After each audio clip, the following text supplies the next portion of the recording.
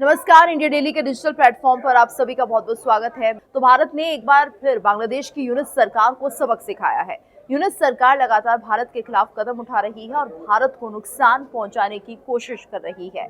मौजूदा कूटनीतिक दरार को और गहरा करने वाले एक कदम के तहत भारत ने शनिवार को बांग्लादेशी कंज्यूमर गुड्स पर नए प्रतिबंध लगा दिए हैं, जिससे कि उनकी एंट्री सिर्फ दो बंदरगाहों यानी कि कोलकाता और नाहवा शेवा के जरिए ही हो पाएगी।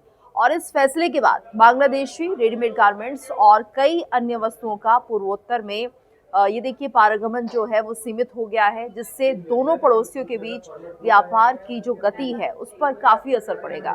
वहीं ये जानकर भी बांग्लादेश के लिए भारत के इस कदम को एक झटके की तरह देखा जा रहा है, क्योंकि बांग्लादेश की अर्थव्यवस्था बांग्लादेशी रेडीमेड गारमेंट्स पर ही निर्भर करती है, लेकिन अब भारत ने उसे ये चोट दी है। खबरों के मुताबिक भारत का ये कदम बांग्लादेश की ओर से लगातार उठाए जा रहे भारत विरोधी कदमों के बाद आया है। जी हाँ, भारत ने पहले स्टेप नहीं उठाया, लेकिन जब जिस तरह से बांग्लादेश की प्रतिक्रियाएं आए उसके बाद ये कदम उठाया है।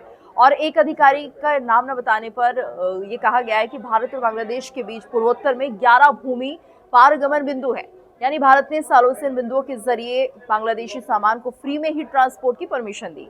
फिर भी बांग्लादेश लगातार भारतीय उत्पादों, विशेष रूप से यहाँ की यान और प्रसंस्कृत वस्तुओं और चावल की पहुंच को सीमित कर रहा है। वहीं विदेश व्यापार महानिदेशालय यानी कि डीजीएफटी ने एक अधिसूचना जारी कर ये नए प्रतिबंध लगाए हैं।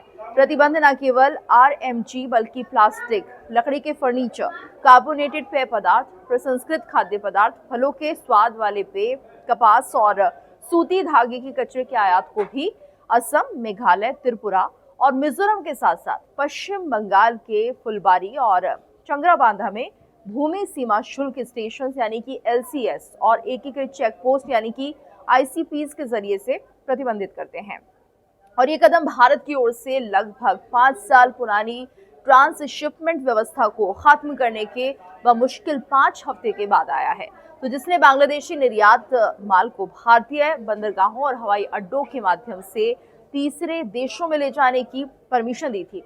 और एक ऐसा कदम था जिसने कभी दो दक्षिण एशियाई पड़ोसियों के बीच आर्थिक सहयोग को गहरा करने का प्रतीक माना गया था। और अब देखना होगा कि इस फैसले का कितना असर बांग्लादेश पर पड़ता है।